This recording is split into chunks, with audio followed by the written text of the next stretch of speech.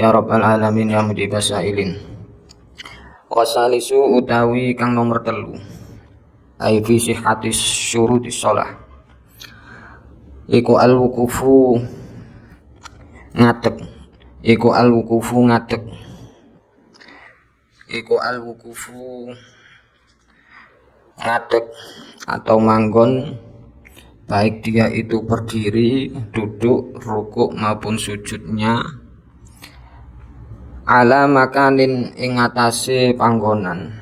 Ngadege niku wau ala makanin ing atase panggonan tohirin kang suci apa makan. Jadi syarat yang ketiga adalah al-wuquf ala makanin tohirin. Ketika kita sholat, kita harus cari tempat untuk sholat itu di tempat yang suci. Artinya suci ini tidak boleh ada najis di tempat itu, di tempat kita sholat, yakni maksudnya itu tempat yang ketika kita itu sholat dalam keadaan berdiri, duduk, terus rukuk dan sujudnya itu harus suci. Kalau ada najis, ya otomatis gak sah sholat kita. Najis di sini adalah tentunya najis yang tidak dimakfu. Kemarin di syarat yang pertama yakni suci dari hadas kecil maupun besar sudah disinggung oleh dia kita, yakni Syekh Abi Syuja niku telah disinggung sedikit masalah suci dari najis niku, baik suci dari pakaiannya, badannya maupun tempat sholatnya. Tapi di sini dijelaskan kembali sama mu'alif, yakni al-wuquf ala makanin tohirin. Harus sholat itu di tempat yang suci, yang tidak ada najis yang dimakfu, meskipun walau donan, meskipun secara prasangka. Kita nggak yakin betul, tapi prasangkaan kita kuat bahwasanya tempat itu suci. Sudah cukup. Maksudnya di situ tempat yang suci atau al-wuquf ala makanin tohirin. Kita berhenti atau berdiri menempat di tempat yang suci itu maksudnya tidak terkena sesuatu yang najis dari badan kita ataupun pakaian kita. Ketika kita sholat berdiri, kaki kita nggak menginjak najisnya. Begitu juga ketika kita duduk waktu sholat niku, duduk waktu sholat tasyahud atau duduk istirahat, itu tidak ada sesuatu apapun seperti najis mengenai badan kita atau pakaian kita. Begitu juga ketika sujud ya gitu. Anggota sujud itu seperti tangan, ketika kita letakkan di tempat sholat, tangan termasuk juga kening. Nah, ini yang tempat-tempat untuk meletakkan kedua tangan dan juga kening itu harus terbebas dari najis. Misalkan ketika sujud ada najisnya tapi nggak di area situ, nggak di pas anggota sholat kita, yakni anggota sujud. Ketika sujud kita menempelkan tangan kita dan kening kita itu nggak pas di area yang terkena najis, tetap hukumnya sah. Pokoknya nggak kena badan kita atau pakaian kita ketika sholat. Pakaian dulu itu kan ada dua macam, pakaian yang kita pakai dan pakaian yang menempel pada kita seperti serban itu. Termasuk juga kan serban itu yang meter ngono 7 meter sampai ngelewer ngoten niku. Meskipun di tempat dia bersujud, ketika sujud ada najisnya tapi nggak ngenai kening. Nah, di tengah-tengah dada kita. Tapi ada pakaian yang menjulur ke najis itu ya bisa nggak sah, termasuk terkena najis. Pokoknya najis yang tidak dimakfu di situ. Nah, termasuk ya telek niku dimakfu. Kecuali darah ketika sholat bisulen darahnya berdos, nanah, itu pun dimafu ketika sedikit terkena badan kita.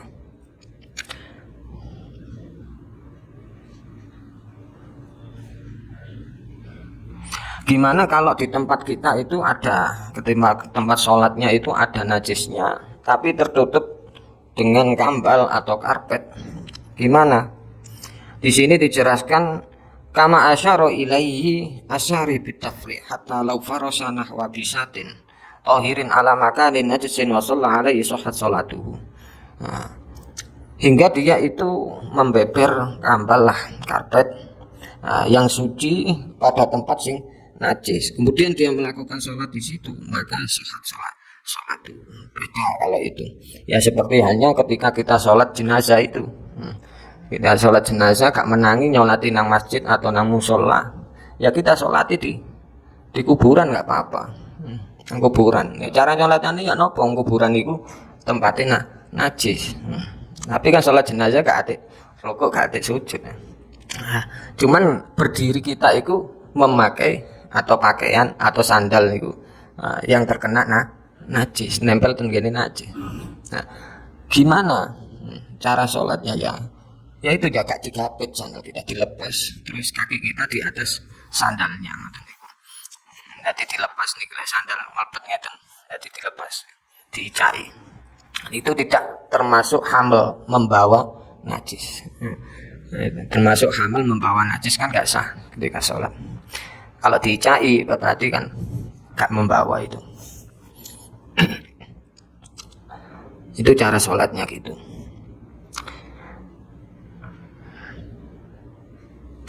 Gimana kalau ada tempat itu di sini dikecualikan? Ini ada di saran, ini kita bajuri. Wa yustasna ma'lau kasurat darkut toir fil makan fa innahu yu'fa'an lima syakatil ikhtiras anhu. Lakin bikuyutin salasa. Gimana kalau itu tadi kan syaratnya sholat itu tempatnya harus suci, yang kita buat sholat nggak di masjid nih. Misalkan di situ di masjid itu seperti di Mekah kan kata apa, burung darai kan, burung darai wadah nanti nelek tendindi kan. Wa yustasna ma'alakam surat darkun fitur fil makan, dikecualikan dari suci tempat najis sendiri, tempat untuk sholat itu kan harus suci. Apabila ada apa tai burung di suatu tempat, lainnya itu banyak sekali, sehingga kita sholat di situ itu wis kayaknya nggak ada tempat apa yang suci. Ngalirono niku mesti ono telae. Gimana kalau gitu kita sholat di tempat yang di situ banyak najisnya seperti tai burung itu? Fa innahu yu'fa'an, maka sholat di situ itu dimakfu hukumnya. Karena apa alasannya kok dimakfu? Lima syaqatil ikhtiras anhu, karena kesulitan masyarakat untuk menghindar dari itu. Nah, tapi ada syaratnya. Tapi ada 3 syarat. Kita sholat di tempat yang di situ banyak tai burungnya, banyak najisnya, itu syah dimakfu dengan tiga syarat. Yang pertama adalah ayyasyuqa al-ikhtiras anhu bihaisu law kullifal utulu anhu ila ghairihi la syuqa alaihi dalik wa illam ya'um al-mahal alal mu'tamad. Ini syarat pertama. Yang pertama adalah kesulitan untuk menghindar dari najis itu. Sekira kalau dia itu udul berpindah ke tempat yang lainnya, la syuqa alaihi dalika, maka masyarakat dia mau pindah ke sana ke sini nih kesulitan. Yes, memang di tempat situ itu terus gak ada tempat yang suci, di mana-mana ada tai. Nah, wa illam ya'um al mahal. Nah niki hoya, senajan di tempat itu nggak semuanya sih, nggak semuanya ada tainya, tapi wis umum di situ, tempat situ itu mesti ada tainya, tapi bukan semuanya. Maksudnya itu najisnya nggak apa ya merata semuanya, tapi ya jenenge tai kan nggih ngoten niku. Boten mriku jarak-jarake ngoten niku. Nggak semuanya, nggak merata. Meskipun gak merata di situ tetap aja dimakfu, gak apa-apa. sholat di situ. Itu menurut kaul yang mu'tamad. Kan cara lek gak merata niku sih ada kemungkinan di tempat yang sebelahnya atau depannya belakangnya itu suci kan. Kalau nggak merata itu pun dimakfu. Kalau memang di situ tempatnya kesulitan mencari tempat yang suci kayak di Mekah itu. Itu syarat pertama menurut kaul sing mu'tamad. Memang ada kaul yang enggak mu'tamad itu seperti faqaulul muhasyi. Seperti ucapannya atau pendapatnya Imam Muhasyi niku disyaratkan bisyarti ayya umal mahal dhaifun. Imam Muhasyi mensyaratkan tempatnya itu harus benar-benar merata. Maksudnya merata itu najisnya itu merata ke tempat itu. Sekira pindah otomatis merata kan pindah kan kangelan ya. Nah, ini ki dhaif, qaul dhaif. Niku muhalli. Sing kaul sing mu'tamad, pendapat mayoritas ulama madzhab Syafi'iyah. Nah, itu meskipun enggak merata semuanya, tapi wis umum di situ itu mesti ada tahinya semuanya. Niku enggak apa-apa, dimakfu. Itu syarat pertama. Soalnya ningali wa illam ya'um al mahal alal mu'tamad niki hoya, mesti hoya niku mesti wonten khilaf. Al ghayatu tadullu alal khilaf. Wa illam ya'um al mahal alal mu'tamad. Terus syarat yang kedua adalah asani alla yata'ammadal wukuf. Syarat yang kedua memang enggak sengaja, enggak menyengaja berada di najisnya pas najisnya niku. Lah kita tahu di situ ada najisnya terus kita tempati. Dan masih mungkin kan kita pindah kan masih mungkin karena di situ yang kaul mu'tamad kan enggak disyaratkan merata semuanya, berarti ada kemungkinan di tempat yang satunya itu atau pinggirnya sampingnya itu ada yang suci. Enggak disyaratkan gitu. Syaratnya adalah kalau memang yang kedua tidak menyengaja berada di najisnya. Ini syarat kedua. Tapi menurut pendapat wa qaulul muhasyi niki nggih wonten perbedaan malih. Wa qaulul muhasyi bi alla yata'ammadal masyu alaihi fihi tasammuh. Terus Imam Muhasyi niku ngawur syarat ngoten niku gak ada. Syarat kedua ini gak ada. Karena mosok salat itu berjalan menuju tempat yang yang najis, nggak ada syarat kayak gini gitu. Terlalu jeru lah, tasamuh, terlalu jeru syarat kayak gini gitu. Menurut Imam Muhasyi nggak ada syarat menyengaja, tidak menyengaja di tempat najis gitu, nggak ada. Tapi pendapat yang mu'tamad pokoknya disyaratno kalau kita tahu di tempat itu ada najis tidak boleh ditempati, meskipun umum di situ banyak najis sulit menghindar memang di situ. Nah, tapi diusahakan cari tempat yang memang steril kan najis. Nah, ketika sholat kok ada tai burung, moro-moro ada burung yang ngelek di tempat sholat kita, ya teruskan aja, dimakfu. Kalau terus no.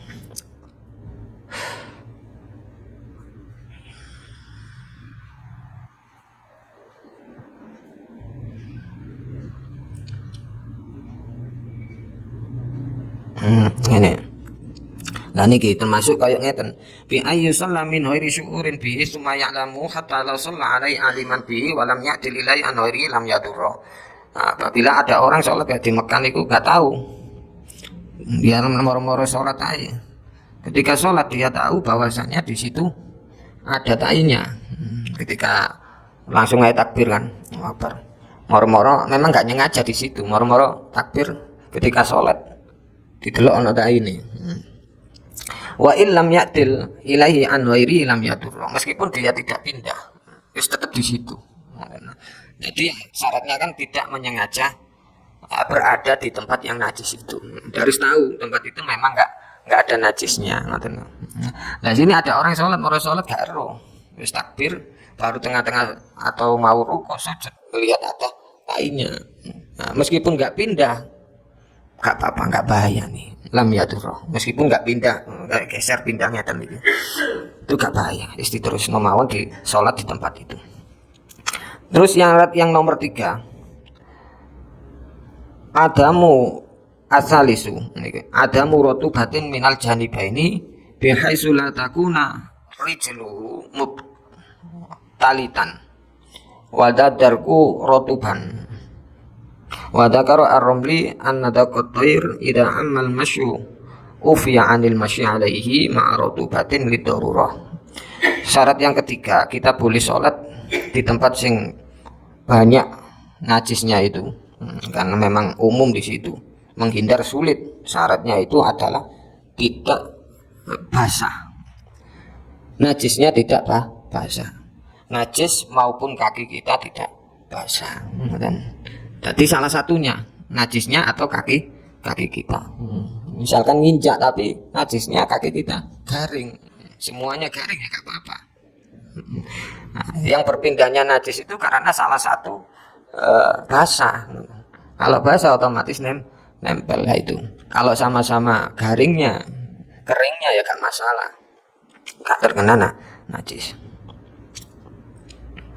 Itu syaratnya yang ketiga adalah salah satunya basah, baik tainya atau kakinya itu yang basah.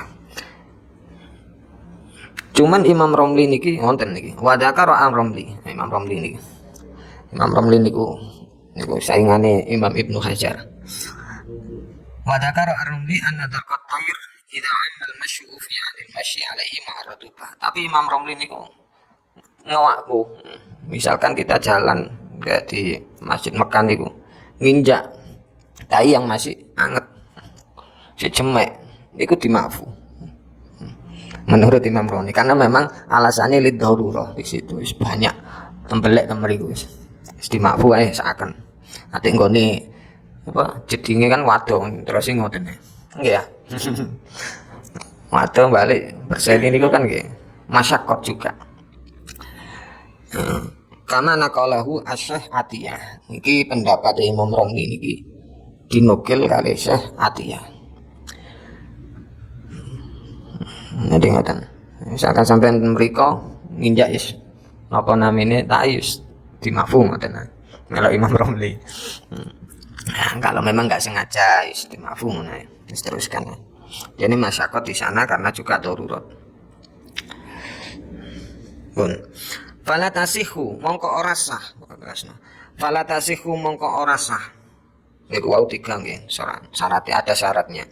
Fala tasihu mongko ora sah apa salatu syakhsin, salate awak-awakan. Yulaki kang nemu, kang ketemu, yulaki kang ketemu. Apa syakhs ba'da badani atau musolli, yulaki kang ketemu. Apa musolli niku ba'da badani ing setengahe badane musolli au libasihi atawa sebagiane pakaiane musolli ketemu napa najasatan ing najis. Nah niki fi qiyamin ing dalem ngadeke au qu'udin atawa lungguhe au ruku'in atawa ruku'e au sujudin atawa sujude. Niki maksud dari dia itu al-wukuf ala makanin tahirin. Seorang itu yang sholat tidak boleh berada di tempat yang tidak suci. Artinya dia sholat harus berada di tempat yang suci. Maka tidak sah sholatnya seseorang yang sebagian badannya atau pakaiannya itu bertemu najis. Yulaki ba'dha badanihi au libasi najasa. Baik ketika berdiri atau duduknya atau rukuknya atau sujudnya. Ketika rukuk ada pakaian misalkan, pakaiannya ya seperti ngeten niki, serbane dawa ngelembrek. Ketika rukuk ngelembrek bisa ngeten. Nah, otomatis kan kena, kalau bawahnya ada najisnya ya terkena najis.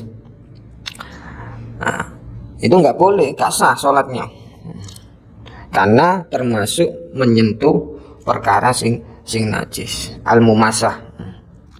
Nah, berbeda niki sing kula katakan tadi. Fa in hadahu biduni mumasah, apabila dia itu berada di tempat yang ada najisnya tapi tidak mumasah, tidak menyentuh. Mek bener itu kaya dene sujud niku wau wonten mriki niki wonten dicontohno. Kula wacana. Jika sangat melarang. Jadi wonten niku niki referensinya. Ka'an hada sadrahu fi hali sujudi najasa. Fa in hadahu biduni mumasa. Apabila dia ngancer ini kuno, yes, berhadapan ya. Pas di najisnya itu tapi tidak menyentuhnya. Biduni mumasa, dengan tanpa menyentuh. Ka'an hada sadrahu fi hali sujudi, seperti dia itu nganceri dadanya ketika sujud niku najasatan ma'adamil mumasa lam yadurro, maka tidak membahayakan sholatnya, artinya sholatnya tetap sah. Ketika sujud ngeten ampu pasirunge, pasirunge napa pas cangkeme niku wonten najis. Yang mboten napa terus karena tidak bersentuhan langsung dengan najisnya. Bun. Wa yuktafaru mulaqatu najasah jafatan faroqoha halan, dan diampuni ketika badan kita atau pakaian kita itu menyentuh najis, mulaqatu najasah, bertemu najis, tapi najisnya itu sing jafa, sing garing, faroqoha halan. Nah, ketika sholat misalkan badan kita atau ketika sujud lah ya, ada najis, kita nggak tahu, langsung tangan kita taruh ke najis, tapi najisnya ini nggak najis yang basah garing, kita tahu kadang ini langsung kita angkat seketika itu, maka sholat kita tetap sah. Tapi leka langsung kita angkat dari najis itu, tetap di najis itu yang garing, meskipun garing nih, otomatis nggak sah sholat kita. Jadi syaratnya itu harus diangkat seketika itu dari najis, dipisahkan tangan kita, badan kita dari najis itu seketika. Halan. Maksudnya seketika itu gimana jaraknya, lamanya persentuhan tangan kita atau anggota sholat kita ketika sholat niku menyentuh najis yang kering itu, jaraknya dikatakan di makfu itu seberapa lamanya. Di sini dikatakan oleh Syekh Al-Imam Al-Bajuri, bihaitsu la yamdi qadratu ma'ninah, bihaitsu yamdi qadratu ma'ninah, sekira tidak sampai melebihi kira-kira tumak nina di dalam sholat nih. Ya seketika itu, ketika langsung jenenge napa sholat, gak tahu menyentuh kan kaget kita, orang langsung ditempelkan di tempat yang najis ya. Kalau kita tahu seketika itu ya harus langsung dikipat non najis ini gua, nggak dihindari. Kalau di pakaian kan langsung dikipat mengitu. Di tempat di badan kita ya harus kita angkat langsung dari najis itu, jangan lama-lama. Qadratu ma'nina niku kan cuman bi qadri subhanallah. Yes, baca tasbih ping pisan lah niku tumaknina di dalam sholat. Subhanallah diluk tok tumaknina niku gak suwe. Yes, ya niku wae mek satu tasbihan tok. Nanti kan diluk pirang detik. Lek macane cepet gitu tambah cepet sih. Itu nih subhanallah cepet ya. Kali lek macane suwe subhanallah ya suwe berarti. Nah lek macane subhanallah cepet. Itu maknina. Anu bikotri itu maknina, bikotri subhanallah itu maknina nih.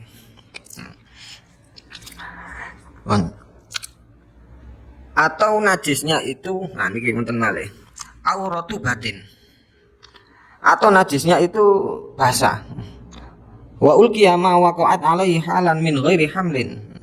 Atau dia menyentuh atau terkena najis yang basah, terus dia lemparkan seketika itu min ghairi hamlin, dengan tanpa membawa najis itu.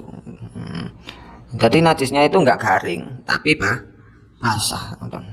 Najis ya harus kita lemparkan seketika itu, baik najisnya garing maupun basah.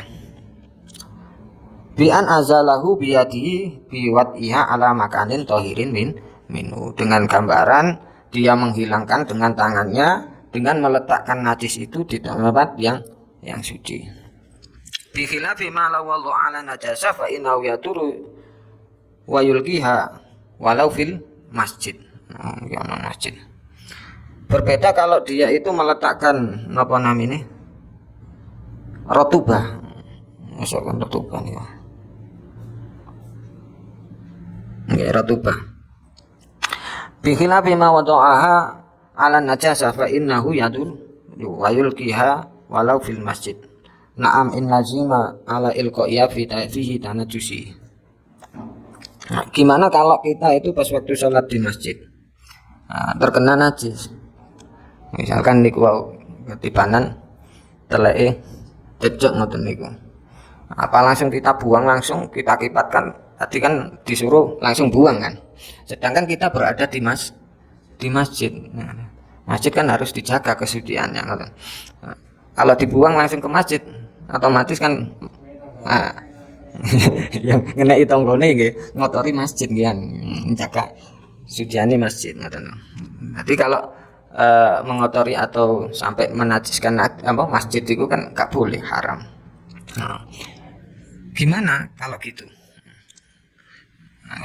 Solusinya gimana? Dan ini mriki niku dijelaskan, na'am in lazima ala ilqaiya fihi tanajasahu. Apabila kalau memang kita membuang najis itu ketika sholat di masjid, ketibanan tai langsung kita buang, tapi di situ akan menyebabkan masjid kita itu terkena najis. Gimana? Sedangkan mengotori atau membuat najis kan ya nggak boleh, haram. Harus kita jaga kesucian masjid itu. Gimana solusinya? Gimana? Di sini dijelaskan, fa in tasa'a al waktu koto as-sholat wa alqaha kharijahu. Apabila kalau dia sholat itu di masjid masih banyak waktunya, ya disuruh mutus, gak boleh dibuang di masjid niku. Jadi dijogo, dipertahankan, dijogo kesuciane masjid niku. Lek memang masih banyak waktunya, sholat jamaah kan otomatis banyak waktunya. Tapi kalau sudah mepet sholatnya, arep keluar waktu, ya wis ditelpokno ten masjid niku wau. Jadi melihat keadaan ketika sholatnya itu. Kalau waktunya masih lama ya dibatalo sholatnya, terus dibuat nang jogone masjid. Tapi kalau waktunya itu mepet, apalagi sampai bisa keluar waktunya, ya maka disempurnakan saja sholatnya, teruskan aja sholatnya dimafu. Wa indaka alqaha fi wa kamula sholatahu summa yaghsiluhu ba'da dalik. Kemudian basuhlah diperseni masjid niku wau. Sing najis niku ka oleh dibiarkan. Memang dilempar di bawah di masjid, ya harus segera dibersihkan.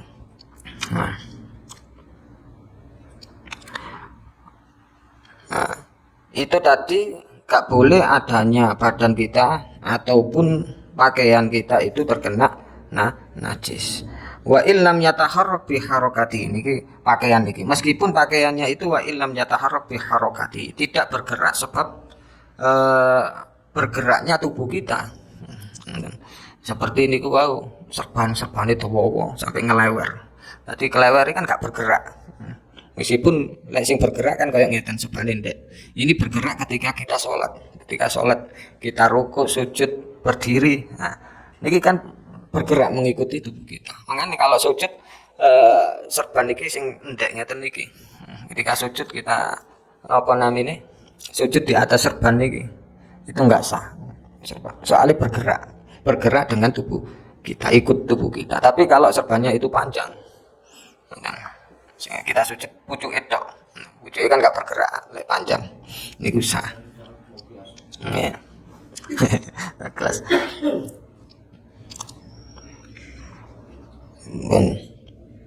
Dan ini wa illam yataharrak bi harakati katorofi imamatihi atau wil. Nah, ini seperti ujung imamah yang panjang. Ya, nah, imamah niku wonten sing ndek, imamah niku serban, imamah niku serban. Nah, sebane wong-wong niku nggih beda-beda sebane wong Arab serban. Ana sing dawa wong ngoten 7 meter ngoten. Sampai diuter-uter sampai dawa wong ngoten. Sampai gede ngono niku sampe enten. Ngoten. Jadi ya syaratnya itu pokoknya tempatnya harus suci dari najis.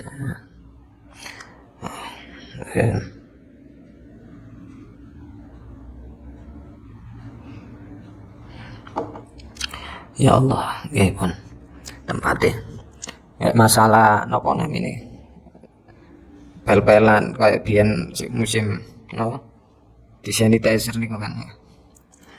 Dikai aja disemprot-semprot ngoten niku kan. Ada khilaf masalah alkohol niku kan ya, sanitizer. Itu ada khilaf. Memang ada ulama yang mengatakan alkohol itu sebagian itu. Ulama itu ya berpendapat najis. Cuman di dalam keputusan Basu Masail itu masih ya sudah dibahas masalah alkohol ini menajiskan apa enggak itu. Ada memang yang berpendapat suci, dimakfu. Ada kriterianya. Cuman kalau menghindari ya lebih hati-hatinya ya dihindari aja. Nah, lebih hati-hatinya meskipun ada ulama yang mengatakan gitu. Lebih hati. Raja minyak ini, minyak ngoten niku. Nah, alkohol niku masih khilaf, ada khilaf. Ada yang memperbolehkan, ada yang mengharamkan karena najis. Nah, ini masih khilaf. Masih khilaf. Tapi usahakan ya jangan pakai yang gitu. Untuk kehati-hatian. Pun. Jadi harus suci pakaian, tempat dan badan kita. Semuanya itu ada dalilnya.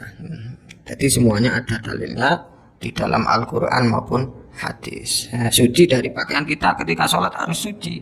Dalilnya dari mana? Ya di dalam Al-Quran. Fatohir. Dan pakaianmu suci, harus suci. Ya, pakaian di sini itu ada pakaian dohir, ada pakaian batin. Tapi maksudnya di sini adalah kalau ulama fikih menafsirkan maksudnya siapakah itu adalah pakaian dohir. Wasiyabaka fatohir. Itu dalam Al-Quran ada. Dalam hadis juga ada banyak. Hadis tengene Bukhari atau tengene Bulul Maram niku nggih wonten. Hadis ketika itu wonten salaman niku, nek salah. Wadul dan Kanjeng Nabi karena ada sahabat perempuan yang enggak punya baju. Bajunya itu cuma satu. Terus waktu haid, nanti zaman biyen niku lek belum wonten pempes kan. Cuman kain tok diblebet ngoten. Otomatis ketika haid kan darahnya terkena pakaiannya. Nah, pakaiannya cuma satu. Akhirnya wadul dengan Kanjeng Nabi, ya Rasulullah, saya ini hanya punya satu helai pakaian. Nah, ketika haid kena darah, terus ketika berhenti darahnya mau saya buat sholat, nggak ada pakaian gimana? Itu aja disuruh Rasulullah, disuruh basuhlah pakaianmu itu yang terkena najis, baru buatlah sholat. Itu orang yang hanya punya satu pakaian saja, itu aja disuruh basuh, disuruh mensucikannya. Apalagi pakaiannya kadang pemene bojo kula dhewe panjenengan ya ada pakaiane. Seragame opo jamaah iki. Nggih, seragame kata. Pakaian. Itu pakaian dalilnya. Terus dalilnya badan itu gimana? Ya di dalam hadis juga Rasulullah pernah bersabda kepada Dewi Aisyah. Ya Aisyah sing masalah napa? Ida akbalat khairatuki fada'is sholata wa ida adbarat faghsili. Kemudian disuruh sholat fasolli, faghsili fasolli. Ya Aisyah, ketika kamu haid maka tinggalkan sholatmu. Ketika sudah berhenti maka basuhlah faghsili, kemudian sholatlah. Jadi disuruh basuh dulu badannya yang kelumuran najis nih. Nah, ini menunjukkan bahwasanya badan ketika mau sholat itu harus suci dari najis. Terus dalilnya suci tempat itu dari mana? Kias. Dalil ini kias. Kias dari dalil disyaratkan suci badan dan pakaian. Kias, dalil kias. Kias itu ya menyamakan hukum sucinya tempat dengan sucinya badan maupun pakaian. Itu kias. Good. Terus tadi sesuai lah. Ya, kalau terusakan warrobiu utawi kang nomor 4 al ilmu biduhulil waktu. Al ilmu ngewerui biduhulil waktu kelawan melbune waktu. Audon ni duhuli. Audon nu nggih. Audon nu duhuli atawa nyono melbune waktu bil ijtihadi kelawan dedalan ijtihad. Syarat sahnya sholat yang keempat adalah mengetahui masuknya waktu sholat atau yakin benar-benar waktu sholat sudah masuk, ataupun punya prasangka bahwasanya waktunya sholat itu sudah masuk dengan cara ijtihad, melakukan penelitian dan delok. Kalau ini kan sudah diterangkan waktunya sholat atau sebab-sebabnya sholat itu waktunya mulai dari kapan, zuhur, asar, dan harus yakin masuknya sholat. Seperti yakin ketika zuhur kita tahu matahari berada di pas di tengah-tengah kepala kita, sudah tergelincir ke barat, itu berarti ya sudah waktunya zuhur. Itu dengan keyakinan kita sendiri, atau dengan cara prasangka sudah masuknya waktu sholat. Ayatun dengan cara yang niku wau napa suarane muadzin wis adzan napa, atau dengan melihat jam waktu, jangan delok alarm. Alarm kan iso alarm ya, adzan. Elok waktu ni sholat alarm turu tangi turu. Gimana fala sholat mengko lamun sholat sapa musolli bi ghairi dalika kelawan liyane mengkono-mengkono napa enggak mengetahui al ilmu bi duhulil waqti au dhanna duhulihi bil ijtihad. Nah, dia sholat saja iki wis masuk apa gurung ya mana wis tak sholat ae wis Allahu Akbar. Yani mari sholat sekitar adzan berarti memang ya kakasen ya. Berarti gurung mlebu ya sholat lagi.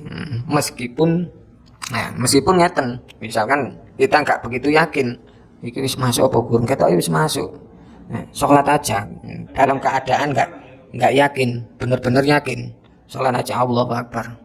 Ingatan mantun sholat ya bener ndelok jam atau ndelok nopo lah, sekiranya meyakinkan bahwasanya benar-benar sudah masuk,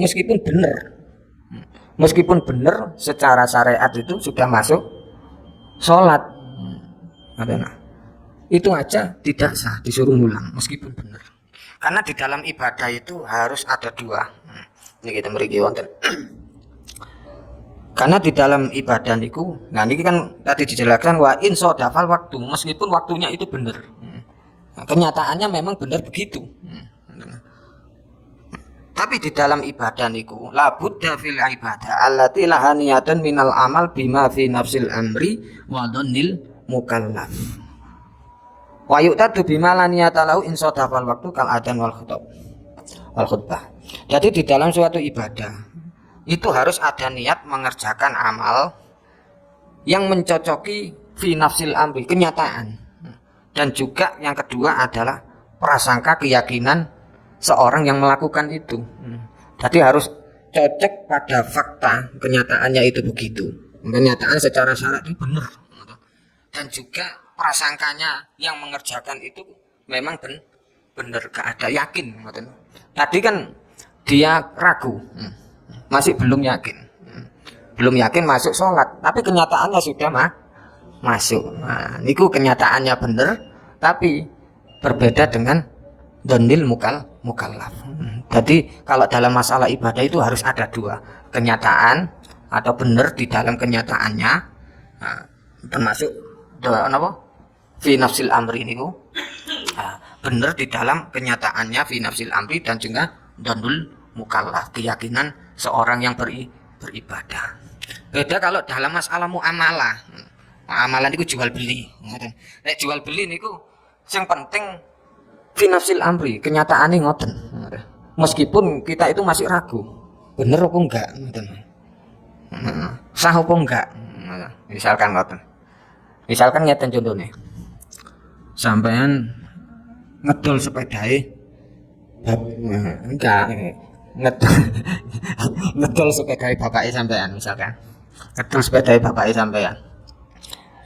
Ngedol bapake sepeda itu kan termasuk ya gaul ya, termasuk nyolong kan niku. Tapi pas ketika akad jual beli niku. Pas ketika akad jual beli bapaknya niku jauh bapaknya sampean meninggal. Nah, pas akad jual beli meninggal. Nah, ketepaan kan. Berarti kan statusnya sepeda niku bukan lagi statusnya milik bapaknya sampean, soalnya sudah meninggal otomatis kan warisan ngono. Nggih, nang anak ketepaan sampean anak tunggal bisa. Jadi otomatis kan pindah tangannya kan gini sampean. Nah, niku secara kenyataan sah. Memang kenyataannya milik sepeda itu jadi milik sampean. Ngoten. Karena ketika akad niku ayahnya pas meninggal ngoten. Tapi donne sampean iku salah perbuatan itu ngoten. Nah, itu gak bener, prasangka sampean gak bener. Otomatis lah gak bener kan nggak sah. Jadi melihat dari kenyataan amr saja kalau masalah muamalah, tapi kalau masalah ibadah harus dua-duanya sesuai dengan kenyataan dan benar-benar kita yakin tentang perkara tersebut. Harus yakin bahwasanya sudah masuk waktu sholat dan kenyataannya memang pas waktu sholat itu ya maghrib jam segini sampai jam segini. Pun itu dalam masalah ibadah. Beda dengan masalah muamalah. Pun sampeyan naon? Nonton sing ditangketaken. Pun niki. Nggih pun. Nggih pun. Pun nggih pun nek ngoten. Bismillahirrahmanirrahim. Allahumma shalli wa sallim barik ala sayyidina maulana Muhammad wa ala ali sayyidina Muhammad. Allahumma 'allimna bima 'allamtana wa 'allimna ma yanfa'una warzuqna 'inda hajatina ila rabbana atina fid dunya hasanah wa fil akhirati hasanah wa qina 'adzaban nar. Sallallahu ala sayyidina maulana Muhammad walhamdulillahi rabbil alamin. Assalamualaikum warahmatullahi wabarakatuh.